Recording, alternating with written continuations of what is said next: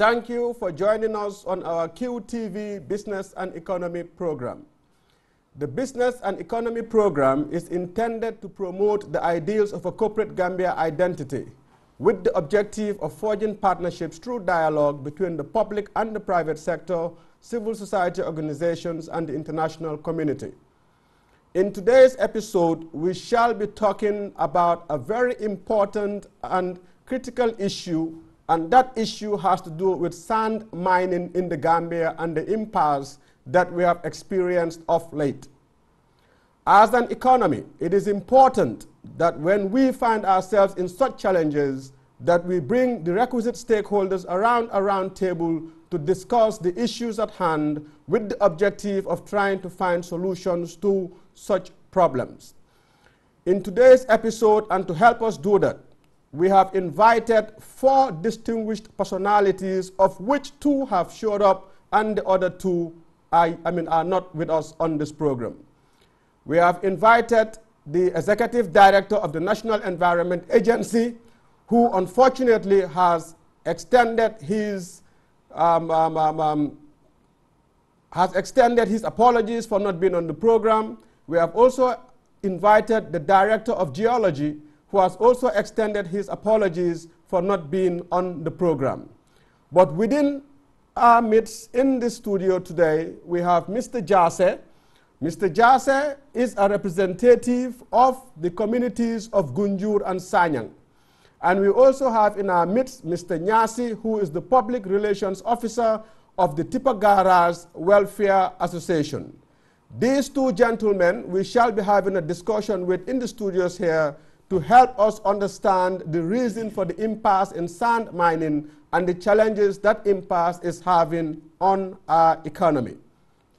By way of introduction, Mr. Jase is the co-founder of the Permaculture Foundation in the Gambia, which is located in Gunjur. Permaculture, for the interest of our viewers, is an agricultural practice that discourages the use of inorganic fertilizers in preference for organic fertilizers. Mr. Jase is a teacher by way of profession, but he has given up that responsibility and is now fully occupied in permaculture practices in Gunjur. His teaching experiences spans over years, and he has taught at the Franco Alliance Gambia and also the Catholic Mission. Mr. Nyasi, on the other hand, is the Public Relations Officer of the Tippa Garage Welfare Association, and he has been with that association for over 15 years. An association whose membership count is 150, comprising of both drivers and owners. These 2 gentlemen are with us in the studios to help us discuss and try to understand sand mining as it were a business in the Gambia, and the objective of this is to help us to see what solutions we can bring on to the impasse in which we currently find ourselves. Gentlemen, Mr. Jase and Mr. Nyasi, welcome to the both of you in the program. I want to start by first posing a question to Mr. Jase. You are a representative of the communities of Sanyang and Gunjur. And lately, we know that Sanyang and Gunjur have been in the news, and for the wrong reasons, but perhaps the right reasons as long as that community is concerned. Because it is natural that people who come from a particular community would defend the environmental rights of the communities in which they live. So by way of introduction, I want to understand from you, Mr. Jase, as a representative of the communities of Sanyang and Gunjur, what is the reason why the communities of Sanyang and Gunjur have taken the position they have taken in terms of the impasse on sand mining? And if you may, in your answer, perhaps give us a brief overview in terms of what led to all of these issues so facing, and that is that of the Golden Lead issue as well. Mr. Jase, over to you. Thank you very much, Mr. Benjamin Robert. It's a very pleasure to be here. As you said, we are here for the community. Sand mining issue It's a very big issue, but as you said, we are also very concerned, and because we know the importance of sand in the Gambia.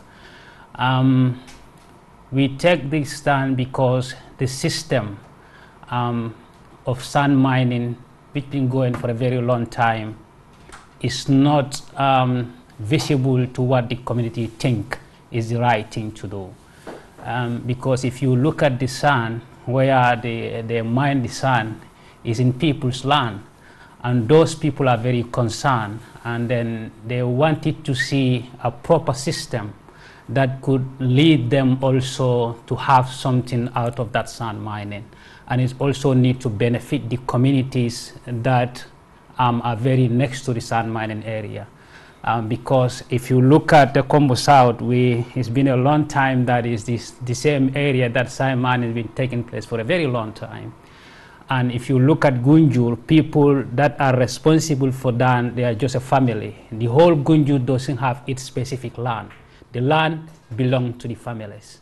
And those families are concerned because this land, that's what they use for a lot of different things. So why they take this stand is for people to come together like what is happening here, so that they could have a very good discussion and we could see what needs to be done. That is the most important thing, because it's been a very long time we've been suffering, and then the sand mining has brought a lot of difficulties. If you look at where they wanted to mine, it's very, very next to people's compound, and it involves a lot of things. You know, if you mine that area, it's gonna be an area for stagnant water for a very long time. This brought a lot of challenges. You talk about the mosquitoes, they're gonna experience both the raining and the dry season. And what is the measures that the Department of Geology and National Environment have taken in place in order to see what needs to be done if certain things happens? You know, this is some of the conditions. The people that are next to land, they are not the owners, but they are concerned. We went to them and they raised their concern. They said, we have our family, we have our livestock. You talk about the drivers. Sometimes it's very, very difficult to manage those situations. They lost a lot of their things. That is why they said, before the sand mining will take place, we need to sit on the table and everybody need to give your view, and we put it amicably so that the both sides will benefit. That is why the community also take it from that point, because they also wanted to benefit, because this is land they use for their farming. And if you mine it, what are you prepared to place them in for their farming? Because this is where they feed their families. This is where they pay their children's school fee. And if you mine this area and you have fun, give them any percentage, what are you telling them? So we are very concerned, because it makes us poor and poor again. Because we have to go and struggle in all the way around. We have to pay for the school fees, because you cannot sit and you see your children without going to school. This is very unfortunate situation. We are also very concerned because we know the importance of sand, but also we need to look at the alternative. As time is going, sand is going to finish in Gambia. What else could you use for building is very important to start thinking that way. Because if not, if the sand is finished, what are we going to do next? Thank you very much, Mr. Jase. I just want to do a follow-up question. I mean, on that point that you have raised, quite important and pertinent points, as long as the concerns of the communities of Gunjur and Sanyang are concerned. But I'm going to play devil's advocate here and say that sand mining has been going on within the Kombo South area for quite some time. The communities of Sanyang especially, and perhaps to some extent Gunjur. But over the years, we have not seen any concerns being raised by the people of Gunjur and the people of Sanyang. But then, of course, we know that in the community of in Faraba, not too long ago, the same issues, environmental concerns that you are now raising, was also raised by the people of Faraba. And when that was done, we saw the attention that was given to it. even to the point where National Assembly members went to Faraba, perhaps because of the unfortunate incident in which 3 people were killed. But the communities of Sanyang had visitations from the National Assembly and even from the current Vice President, who at the time was the Minister of Foreign Affairs, Honorable Dabo. Now, the question I want to ask is, has the position that Gunjur and Sanyang has now taken, is it more of a reaction given what has obtained at Faraba? Is that the reason why they have been emboldened, if I will to say, to take the position that they have positioned? To take the position that they have taken. What is your take on that? Thank you very much. It's a good question. But if you look at the history of Gunjur, Katong, and Sanyang, and you must have that during the last regime, people of Katong have a very big challenge with the government. And then from there, they just shift to Gunjur.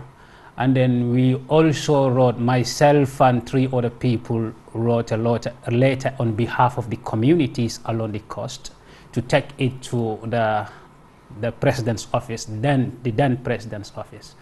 And when we took this, it was very challenging, I could tell you, because when we went to the receptionist in order to tender our letter, we were asked a lot of questions, and then we had to even go back and do certain things because we need to develop an instant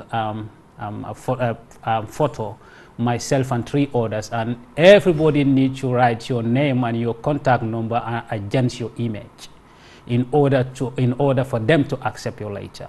And we have done all those, and it has gone down not very good because we've been called several occasions to threat our life. So when that thing happens, and every family member wanted to protect your people.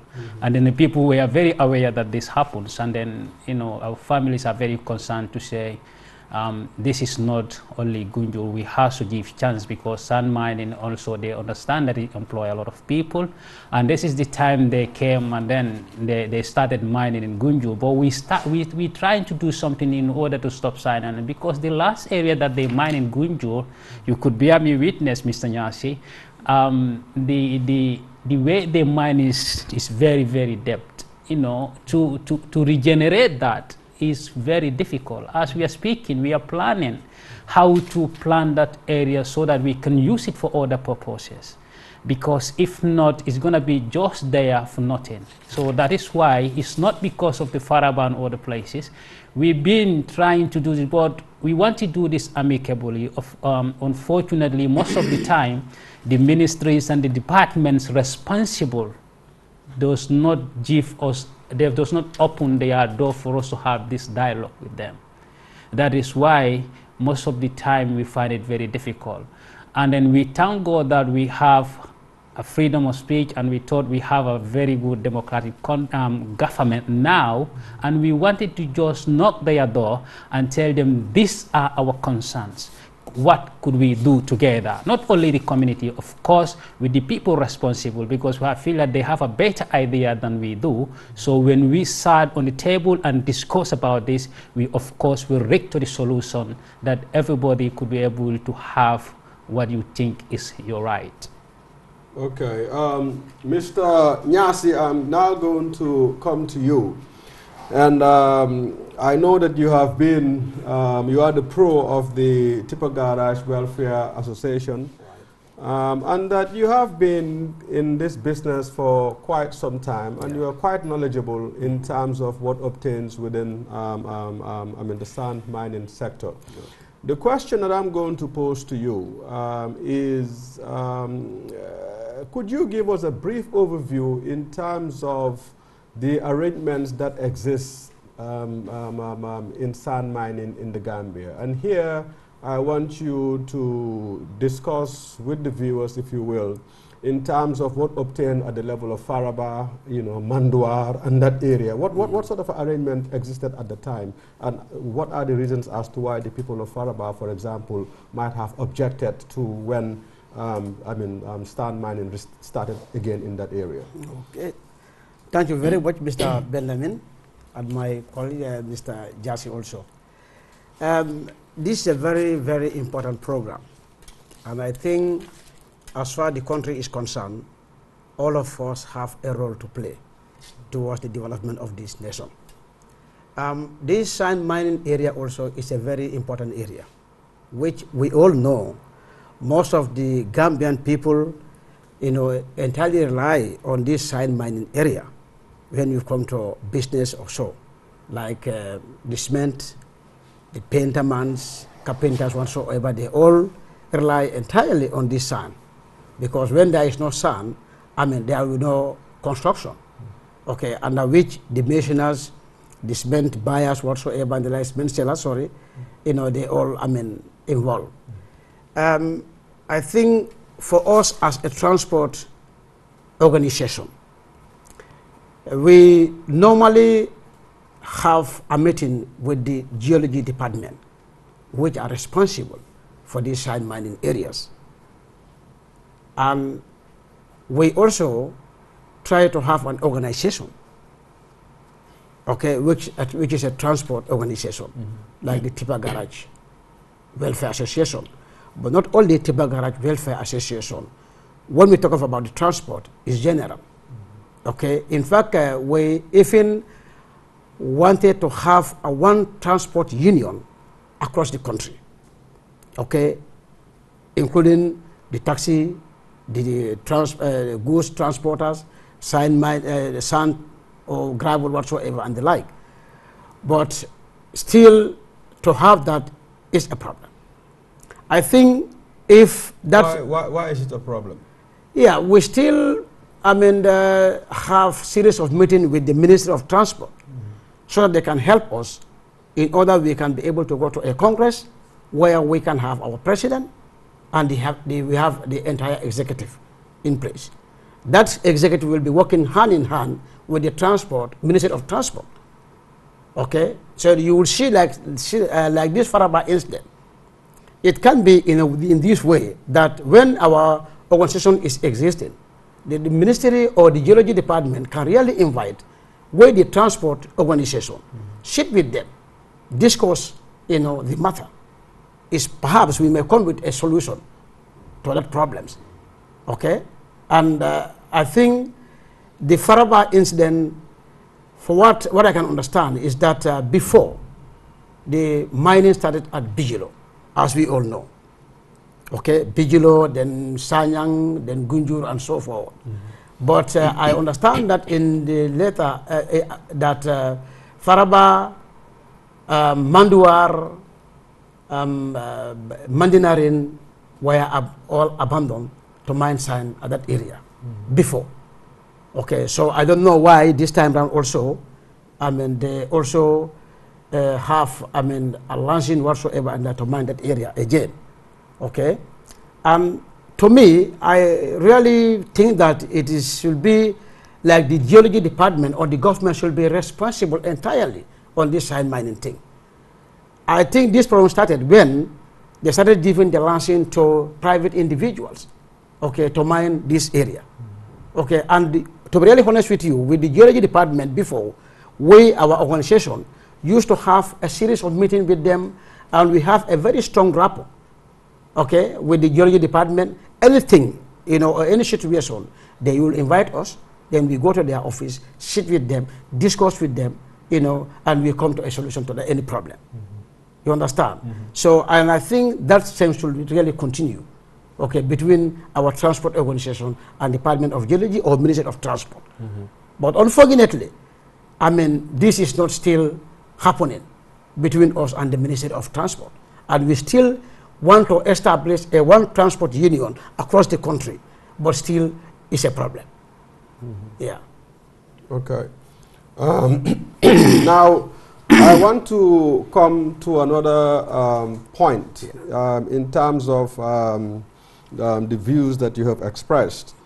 And if I read you right, what you are saying is that the communities of Bijilo, Sanyang, and Gunjur, the coastal front, is perhaps the area that has been dedicated for commercial, for mining activities that are commercial in nature. Yeah. But if we look at the communities of Mandua, the communities of Faraba, for example, those areas which are not coastal are perhaps areas where sand mining could happen, but it should be on a much smaller scale. Is that, yes, I mean, am I reading you right? Exactly. Okay, exactly. so the incident at Faraba might have been prompted when Faraba, for example, was now was now put under the commercial mining platform, when in reality that should not have been the case. So mining activity has actually been going on on Faraba. It's only that it has been minimal in scope compared to when they now gave a license to the gentleman who they had asked to stop mining there. Yeah, I mean, is that correct? Yeah. Okay. Now I want to come to another point, Mr. Nyasi, because you are the public relations officer of the Tipper Garage Welfare Association. And I want to understand, you are an association comprised of 150 members, both tipper owners and also drivers. More than that. More than that. More than that. Yeah. Now, what I want to ask is, when this impasse happened, I'm sure you as a businessman, your business is struggling. Yeah, obviously. And you made mention of the fact that there are other areas of the economy that equally, within the construction industry, that equally would be suffering as well. Yeah. You take the person that is selling cement. Chances are sales have gone down because you cannot use cement on its own. You have to use cement for the most part with sand. So those people are suffering. Those people who are selling basalt and stone, the quarries are also suffering. Exactly. Those people who actually make bricks, or blocks from the sand are also suffering. And so are the masoners and the carpenters, all of who are engaged in the construction industry. Definitely. Now, given the gravity of that situation, I want to ask, and I would ask you the same question, Mr. Jase, as well. What is it that the Tipper Garage Welfare Association have done to engage government in order that this impasse could be discussed for an agreement to be reached so that business would continue as usual? Good. Well, thank you very much. For us, what we did was, after Faraba incident, you can bear me witness, there were trucks which were totally destroyed. Okay? And obviously, you see this truck, each of every truck is costing $1.5 million. Okay? So the Faraba incident happened, some of our people lost their trucks. They were totally destroyed. Okay? And from there also, now from Faraba, they said that we should go to Sanyang. Then that also, Sanyang people also insist. Then we said, no, we can't maybe just stay like that. We have to involve the authorities, discuss with them. We contacted the Geology Department, the Ministry of Transport, and so. Then we had a meeting at Sanyang. We said that we thought that it is important to have meeting together with the Sanyang VDC, okay, the community of Sanyang, and discuss the matter with them. Okay? Then we discuss it with the community of Sanyang and the Geology Department, Ministry of Transport, Then finally they say, okay, now we will continue mining at this area, Sanyang area. But unfortunately, still that one is not materialized. So now they said we have to move to Kachume. Okay, and Kachume, obviously the road condition there is very, very, very bad. Okay, you will see that you will buy a truck, within 3 or 4 months, the truck is totally destroyed. Okay, it's because of the road the bad condition of the road. Like what Mr. Sambu said, Jassy said, before we go to a place where we should mine, they used to make the road first, okay, with full of gravel whatsoever and the like, to make sure we have a very good road, so that we can have access to the mining area. But sometimes even that become a problem. Okay, so and definitely for us, we are feeling that it's not good for us, because any day, sometimes the truck used to stay at home maybe 1 week or 2 weeks without going to work. which is not correct to us, obviously. So we are thinking that department and even the Ministry of Transport and even the central government should definitely do something about this. And in doing that, obviously they should allow to invite us. We sit and discuss the matter, okay, collectively with them. Otherwise, sometimes it's going to be difficult to solve this problem within the country, and it shouldn't be that way. Yeah. Mr. Jase, same question to you. What is it that the communities of Gunjur and Sanyang have done since the impasse to endeavor to engage government with the outlook of reaching a solution to the impasse? Yes, like he rightly said, is the part that disturbs me most of the time. I am not seeing any point why Gambia as a country need to privatize our natural resources.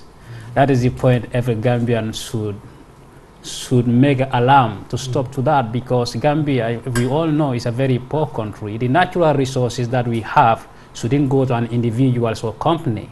It should go to the whole country for that matter. That's what we thought as an activist. We are not just being activists for provoking government. Of course, we have concerns and we raise things, but most of the time, they point us with fingers with different way of labeling us. But that is all. But to be honest to each other, you all has to be a witness that sand mining being privatized some time ago. But before, it was the area council. Area council is the people that are responsible for sand mining. But why are they privatizing sand mining now? We don't know. And we thought there is a reason behind this. That is why it is very good when we have a National Assembly, a National Environment Agency and Department of Geology here. A lot of things will be able to clarify, because they are the people responsible directly for sand mining. For your question, I tell you always, the communities are very concerned, but most of the time the communities will sit back and wait. But as for taking, people are engaging them. The companies came down to Gunjur to engage the family, the tourists. What could we do in order for them to have access to the sand? But they also put their conditions. This is what should happen before you mine. Whose conditions? The tourists? The tourists have their conditions. They said, this is what you need to do before you start mining. I engaged them before coming here, and they told me they have a meeting, but they don't reach an agreement because they don't fully understand each other, because they also wanted to have benefit. Because I could tell you, this land belongs to them. When I was young, this is the land we go for our rice field, our vegetable garden. It's the same field, it's the same area that you mine. So these people are saying, if you are taking this land from us, we are allowing for you to mine now, but what are you giving us? And when they put, I thought they give them the figure, but what the company said, this has never happened before, and they don't want to introduce it.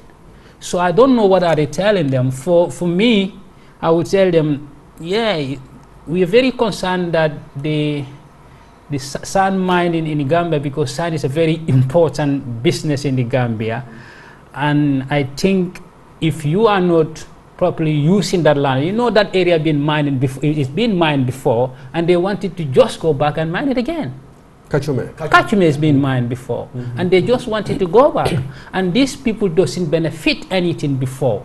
And the same thing, this is the place, you know, the area that you mine belongs to the same people and Davos, and you wanted to go and mine the remaining part of the land that they depend on for feeding now. And when you mine that area, what do you want to give them in return? That's what they ask. But they don't agree. So they are sitting and waiting. And on Thursday, they said they found 6 trucks at the area. And then they spoke to them. They said, we don't want something like this to happen. We want everybody to come on the table. Let's discuss this. They said Department of Geology Department and National Environment Agency should be in the central of this discussion, so that they will advise the miners, of course, with the family responsible, so that they will all know exactly what needs to be done. But if this is not happening, I would tell you it will be very difficult for mining to start at that area. But they are, I could tell you they are very ready to have a discussion with the people responsible. You spoke about concerns relating to health.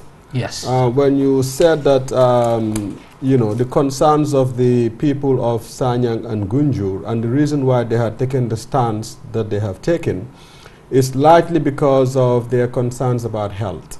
You mentioned that areas that are being mined or have been approved for mining are very close to the communal areas, the residential areas. Yes. And naturally, when you mine, we are in the rains, yes. you know, water stagnates. It's a breeding ground, I mean, for mosquitoes. And this is one of the reasons that the community is putting forward as to why they're taking the stance that they have taken. Exactly. You also made the point that given the challenge that we have currently, the people who are responsible for mining in this country, the geology department, have advised, and along with NEA as well, that perhaps, you know, the miners need to go back to Kachume. But the road access conditions of Kachume are terrible. Now, this brings me to the other point that I want to ask, and that is, I mean, which you started talking about, land regeneration. Sure. If Kachume has been mined before, yes, and was stopped, and they stopped mining at Kachume, one would have thought that the geology department, being responsible for mining in this country, would have had plans in terms of when an area is no longer being mined, that that area would now be subject to land regeneration measures, where that land could now be used for other purposes, say for example aquaculture. Exactly.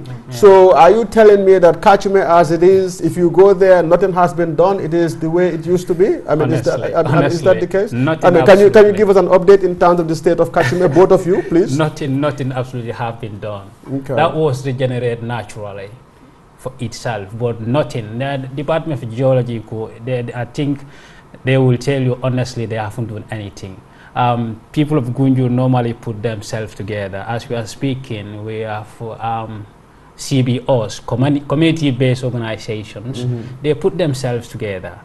They said, this is our community. The previous mining area is in very bad condition, and we are thinking how to regenerate that area. As on the 11th of this month, we will have a massive tree planting, and we even, because we are not honest, we don't study an environment. We are even thinking of what are some of the kind of the trees that will be good on those stagnant water, what needs to be done. And we have the feeling that geology should have a plan, and they just need to come down to the community and give us, this is the plan that we have. But it's always the community that has to approach the geology department in order to see that those areas those areas could be able to regenerate. So we are planning to, you know, to plant some trees and see how best that area will come, because those areas have a specific tree. It is called it says a plum tree. In Mandinka we call it tamba. You know, these are the specific tree that normally in that areas. But it is very difficult to nursery those trees. It is a very, very slow grow. It grows very slowly. So we are thinking what will be the alternative in order, because that tree is very good for the erosion. It could control erosion very well. But unfortunately, you cannot just nurse them. That is the difficult part of it. So we are thinking of the alternative of the plant that we can replace that kind of tree. We're still finding out, but we don't have a solution. But we also have some trees that we think it could be able to make it in stagnant water. They've been identified, and we will plant them. But like he said, the right will be at that area, the area that you wanted to mine. What have geology done after mining that area? Nothing, absolutely. And they wanted to mine the same area again. And what is their plan after mining that area? You know, those are the things that the community said is not fair. I could tell you, people living next to Kachume, the land doesn't belong to them, but the land belongs to tourists. But they raised concern. They said, we are living here. And the tourists also feel this condition with them. And he said, there should be something done before mining actually start here, because if not, these people will be disturbed. You know, that if you go to Katong, I could tell you, now in Katong it's very difficult. You have mosquitoes around the ear. And then if you look at the health system in Gambia, it's difficult to say, but it's in shambles. So we need to help each other. The Department of Geology needs a lot. They have a lot of responsibility, and they need to convince the community that this is what we will do. What will be the regeneration program? What will be the measures of the stagnant water? All those things needed. Then if you convince the communities, of course, you will have sign and your business will go. But without that, it will be very difficult, I could assure you. And the same thing applies to Sanyang, I could tell you. Yeah. Let me come to you, Mr. Nyasi, in terms of the meeting that you had, which ultimately led to the proposal that perhaps the sand suppliers, and here I'm referring to your association as well, should consider going back to Kachume to mine Kachume.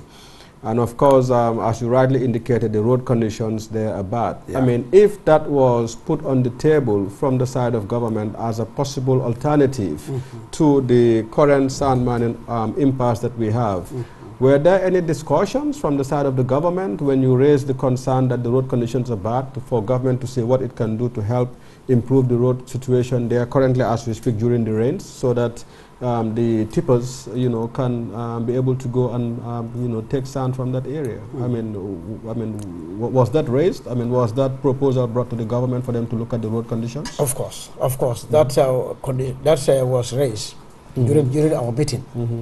That you are now saying we transfer to this place, Kachume. But definitely we all know the road condition is very, very poor. Okay, so before going there, at least we need to maybe fill the road with gravel. Okay, and sometimes during the rain season to even fill the road on this thing, it's not something easy during the rainy season. Normally during the dry season it's more easier than during the rainy season. But they told us that okay, the company which is responsible for the mining will be taking care of that. Okay, to make sure that they put gravel on the road. Before we start doing the mining. That is the geology department? Yeah, geology department. Okay. Okay, because they will, I think this company are definitely answerable to the geology department. Okay, so as far as that is concerned, they said that they will talk to the company owners so that they can be able to at least make the road before we start mining. You mentioned company owners, but when you say company owners, who specifically are you referring to? Oh, well, at the sand mining area, I understand that there is one man who is responsible, although I don't know the name of the man. A private enterprise? Private enterprise. Okay. Okay. Not geology department, or maybe area council like which Jassy was mentioning. Okay. Okay. So, and we feel that obviously it is important to have series of meetings with the transport owners, the communities, and the geology department, and even the ministry.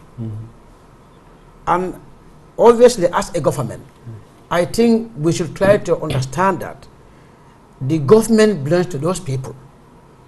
Okay? So anything you wanted to do into that community, try to engage them. That shouldn't be a problem. Especially when we talk of the honorable members of cabinet, the MPs, and the area councillors. Okay, they should also be part of it, the discussion, because those people are directly under that community. Okay, and is that community who even elected that person to represent them? So obviously, I think sometimes it is important the councillors or maybe the honorable members to be having series of meetings with the department, with the government, and these communities. That's also something is very, very important. Okay, and the geology department and the Ministry of Transport, definitely they have a big work to do as far as this side mining area is concerned.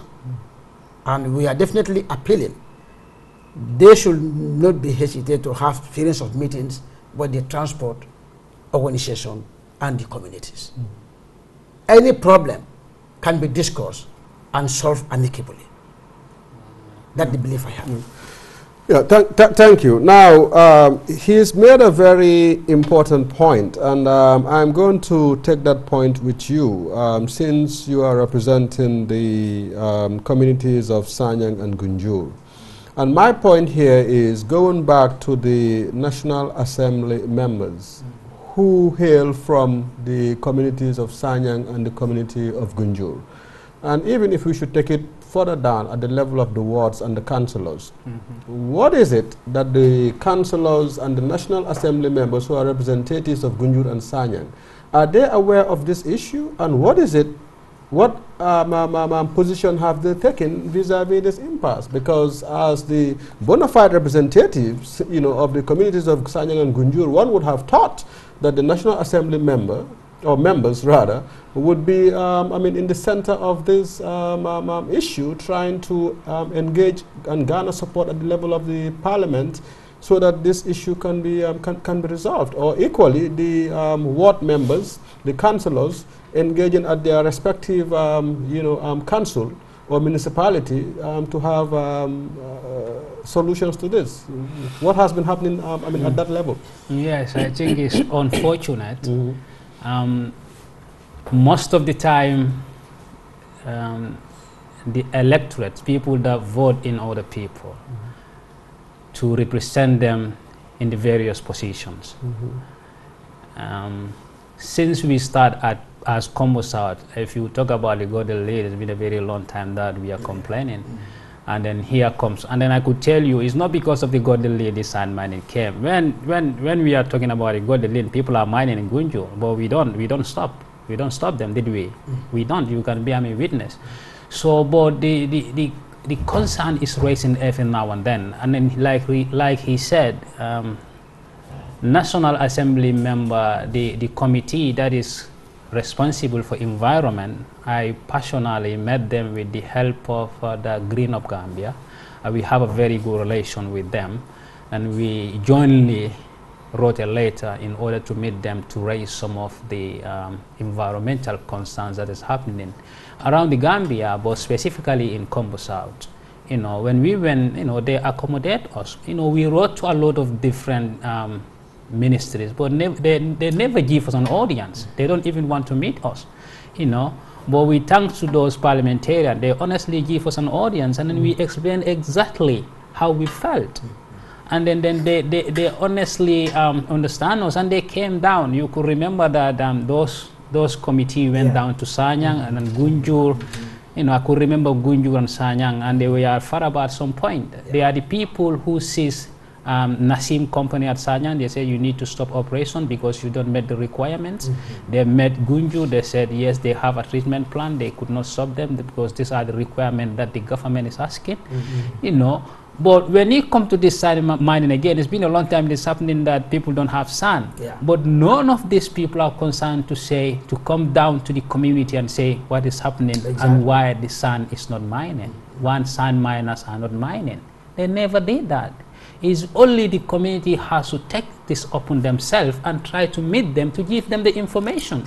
And then to me, I feel like they have this information already that there is a sand crisis in the whole Gambia. But they're still keeping quiet, and they will wait until the community or the companies responsible has to go and approach them. To me, it's not the right way to approach, because people voted for you to represent them. If you see something happen that might bring some negative consequences, you need to be proactive in order to see what happens somewhere else will not happen. And people should not even be sitting without working, like I told you. And then the Quarry employ a lot of people. And then the government is always singing that the youths should go and work. But they are not creating any working avenue for those people. And then the Quarry is one of the areas that a lot of youths are working. Obviously. So why are they keeping quiet? It's a big question. That is why I was happy when I saw his message that the director of NEA will be here and that of geology department. That will have been great. We will have achieved a lot here if those people are here, Well, they were surely invited, but for reasons best known to them, they opted not to attend. At least I would give the NEA executive director the benefit of the doubt, because he said he's not feeling well. Okay. So we're hopeful that at our next episode, he would join us, because we're going to have a sequel on this sand mining issue, because it is an issue that we need to resolve. Oh, yes. But let me come back to you, Mr. Nyasi. In your interventions earlier, you had mentioned that so far so good. There is no sand. The sand that can be mined is being mined from Birkama. So Birkama now is the saving grace as long as the availability of sand is concerned in this country. Yeah. But we all know that the quality of sand that comes from Birkama is not the best. Yeah. Actually, it could be used to make concrete. But even at that, you have to be very experienced in terms of how you do it. Exactly. You know, for it to give you the sort of, the kind of concrete that we ordinarily would want in our residences or in our commercial structures. Now, the price of sand that is coming from Birkama, the 10-wheeler, I believe, is around 5,500, 6,000. Yeah. Even though I have heard from some corners that sand in certain areas is going as far as 10,000, 15,000. I don't know how true that is, but if that is true, and one can understand given the lack of it, then that is of a concern, because the people who are constructing in this country, especially those who are constructing residences, means that they are challenged. We all know that Gambia is a poor country, and we are a least developed country. So if a 10-wheeler is costing $10,000, $15,000, then how long will it take you to actually finish the construction that you are doing? I know that is not the view of the association, and that you have said that trip of sand 10-wheeler is going at 5.5. But sooner or later, amidst the realities that business is not as it used to be, something has to give. Are the prices of sand likely to increase from the 5.5 level where we now have it, or would the people of the association say, look, we have a challenge, we are not making as much business as we used to because of this impasse, we don't know when this impasse is going to be addressed, we don't know when it's going to end, so maybe the best alternative we have now is to increase the price. Are we looking at that risk, Mr. Nyasi? Is that a possibility? No, you know, sometimes this is something which is happening before.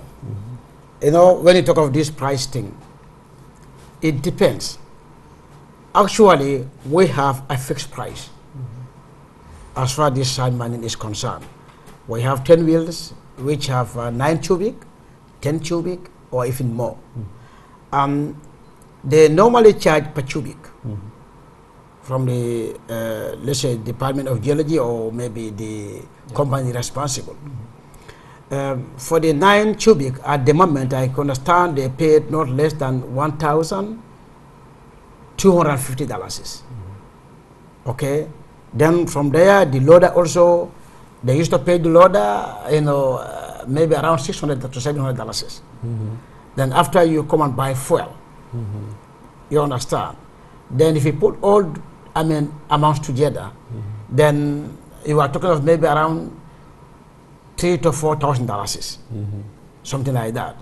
Okay, so that's why if you are selling the sand at Birkama, it costing 5,500. Okay, if it is beyond Birkama, like Farato, Bushumbala, and the like, it can go maybe around 6,000. Okay, that we understand. Okay, because obviously, sometimes if the sand is not available, okay, there is a big queue. You will see that maybe the truck will stay at the place for maybe the whole day without even having a single trip, okay, of sand. Okay, so sometimes the whole day you may have only one trip. Okay, so maybe that may be led to some people used to increase to that amount because they feel that maybe the whole day, you know, they don't have, even 2 trips or so. I have only 1 trip, you know, for the whole day. So it's perhaps, but maybe possible.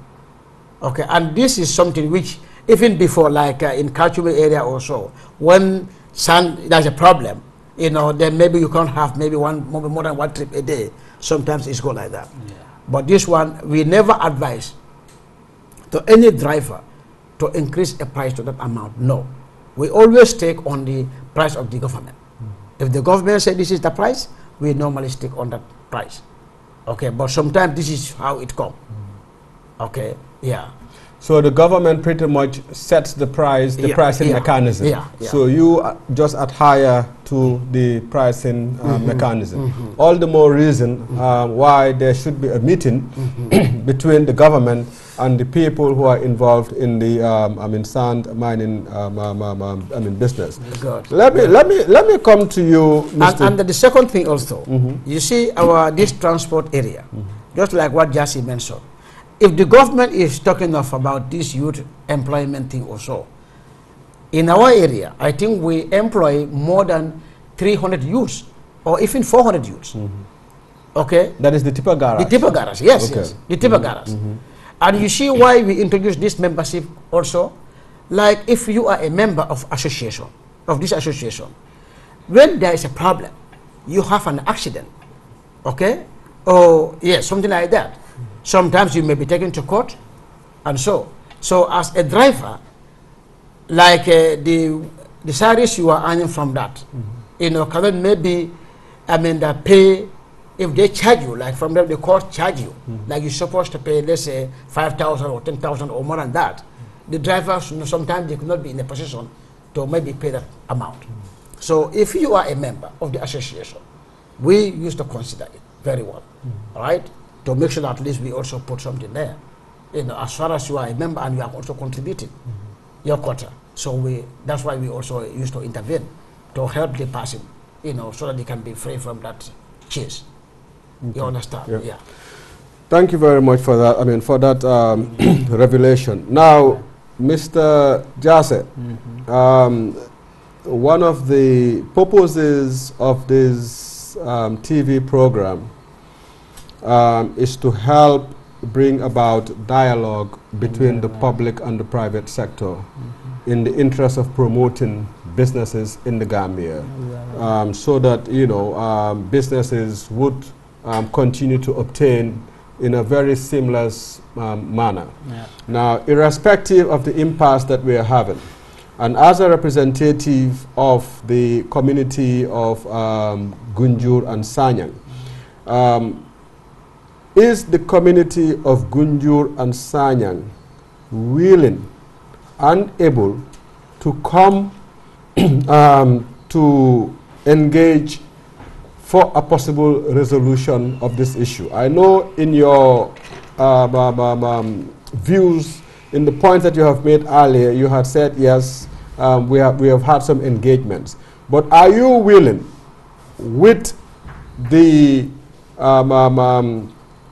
objective of ensuring that there's a resolution in this impasse, as a representative of the community of Gunjur and Sanyang? Yes. Is that something that you are willing to do?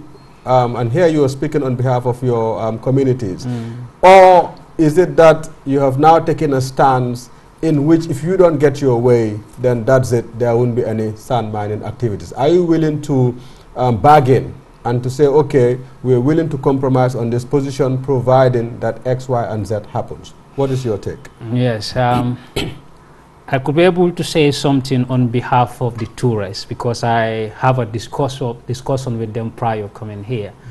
And then when I said, what is your stand? Did you want to have a discussion with the companies, or of course the people responsible for mining, or you just don't want for them to mine in your land anymore? What they told me was their doors are open for discussions. But of course, they also have something what they want, their conditions. If the people responsible for mining could be able to adhere to those conditions, the mining will go. But if they think still the same thing will happen like what is happening previously, they will not give their lands, because it's better for them to continue on their rice fields and their vegetable gardens. That would be better for them to just give their lands for free. But because I told you already, it's been a very long time that these tourists and that will suffer a lot, because they are the people that all that land belongs to. So this time around, they are not compromising. They wanted to also have something out of this, and to me, that is their right. Of course, every right goes with responsibility. The companies, the geology, they have right to approve, but they also have right to consider people's land. And if they do, their representatives should be at the mining area in order to coordinate, to make sure that that area is mined sustainably. What we are advocating as activists is sustainable use of natural resources. It's our resources, it's every Gambian resources, but we need to use it sustainably. We cannot use it because of the business interest. If we do, the people that are coming after us will suffer the consequences. And remember, there are people before us. So they use these things sustainably, responsibly. That is why we found it there. So if we just wanted to come and just mine for the sake of business, what are we telling to our future generations? It's not fair to them. So that is why we always stand and say the departments and the ministries responsible need to take their responsibility. Just to just approve and give your lancing, and you go and sit in your office under your air conditions. That's not the issue. That's not why we are paying you. We are the taxpayers. We are paying them, right? We are not paying them for them to go and stand. We want to, we of course want to pay them, but they need to do the work. That is why we are very concerned. You know, that is our concern actually. But they are very ready to have a dialogue with people, tourists, of course. Now, I would use the last 2 minutes of this program to make a couple of points. First and foremost, under the new Gambia Democratic Dispensation we find ourselves in, the issue of dialogue is very paramount and very important. We are, whether knowingly or unknowingly, through our respective actions, almost crippling and handicapping an entire construction industry. We have invited 4 personalities on this program, 2 of which are government associated, the National Environment Agency and the Geology Department. As it were, and as per the act of the Geology Department, Geology Department is the advisor to the government in terms of land mining activities in this country. It is imperative and it is important for departments of government to take their responsibilities seriously. When this new government came, the points were made that it is important for us as a country to move the economy of this country forward. The only way we can do this is to ensure that we work hand in glove, public and private sector, with the support of the international community and civil society organizations, for us to move the economic development agenda of this country forward. Deciding to take positions of wait-and-see approach is not what is going to help us to move the affairs of the Gambia as long as economic development is concerned forward. It is what we must do is to be proactive in our stance.